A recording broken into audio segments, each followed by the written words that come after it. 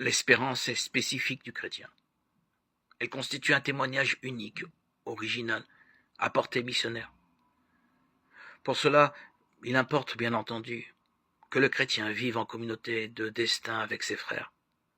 Il est en effet trop facile d'espérer au milieu des malades lorsqu'on est bien portant, au milieu de pauvres quand on est riche. Mais cela n'est plus qu'une fausse espérance, qui n'a rien à voir avec celle que le Christ entend déposer en nos cœurs.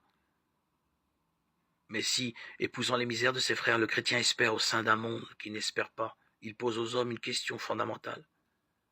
Ce pourquoi est de soi un témoignage. Il ne peut y avoir de réponse sans passer par la personne de Jésus et son message. Il se pourra que l'on dise du chrétien ce que l'on disait de Jésus. Quel est donc cet homme? Matthieu 8, 27. Homme de la miséricorde, du dialogue, de l'espérance, tel est le disciple de Jésus. Heureux est-il. Il a rencontré Jésus au cœur de sa vie, il a saisi en lui la miséricorde du Père, il a l'ambition de la répandre sur le monde. Il a reconnu en la parole de Jésus la voix du Dieu dont la promesse est sans repentance.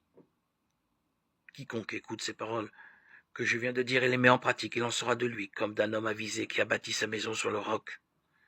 La pluie est tombée, les torrents sont venus, les vents ont soufflé et se sont déchaînés contre cette maison. Mais elle ne s'est pas écroulée, car elle était fondée sur le roc. Matthieu 7, 24, 25. Heureux cet homme